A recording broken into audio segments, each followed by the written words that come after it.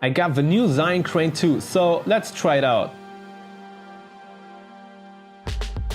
The Crane 2 comes in a nice hard case which protects the gimbal perfect for transportation. Even if you have to put all parts together, the Crane 2 is set up within a few minutes.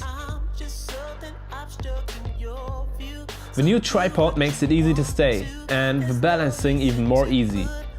And yes, as you can see, I'm using a Sony a6300 with an adapted Canon lens. That means I can't use the new follow focus feature because it works only on Canon. But to be honest, this camera has a pretty good autofocus though. The main reason I use the Crane 2 is the high payload of 3.2 kilograms. For most other one-hand gimbals, my camera setup is just too heavy or too big. So the Crane 2 seemed to be the perfect solution for me, especially for traveling. I always collapse the tripod while filming and use it as an extended grip for my second hand, so I can use the leverage to control the gimbal as smooth as possible. And that actually works better for me than on a regular gimbal like the Ronin or Movie. The joystick is perfect to control the tilt of the camera, and if you get used to the sensitivity, you'll get also really smooth tilts. But as like most things, you must practice a little.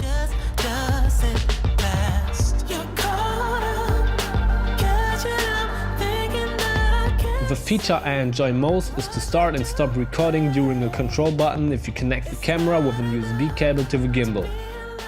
I really hope there will be a firmware update to control all the other camera features as well as on Sony and not only on Canon, but we will see.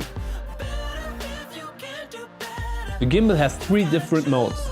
The standard pan following mode works best for me. In that mode the gimbal follows your movements but does not tilt in any direction. If I need to tilt the camera, I do it mostly manual with the joystick. Of course, you can switch to following mode to avoid that or use lock mode to face the camera straight into one direction. There are also a couple of features if you connect the gimbal with the smartphone app, which I haven't tested yet. But you can use it, for example, to calibrate the motors or slow down the pan or roll movement if it's too fast for you. I also really like that Zhiyun installed a quick release plate. If you are a run and gun shooter like me, you know there are some situations where you have to switch quickly between different kind of stabilizers to get the right shot. I'm just still thinking about how I will attach an external monitor or recorder on the gimbal. Of course I can use a magic arm and attach it instead of a tripod, but that's not the solution I'm looking for.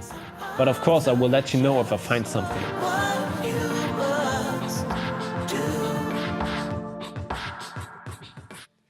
As conclusion, I can say the Crane 2 is amazing. I used a much bigger gimbal before, which was always annoying to travel with. The Crane 2 is still small and has a lot more features. And from what I've seen so far, the footage looks even smoother than on my older gimbal. Of course, these are just my first impressions and I have to test it much more during the upcoming weeks and try all the features I haven't discovered yet. But for me, the Crane 2 looks like the missing piece I was looking for my upcoming trips. So stay tuned and enjoy the final video.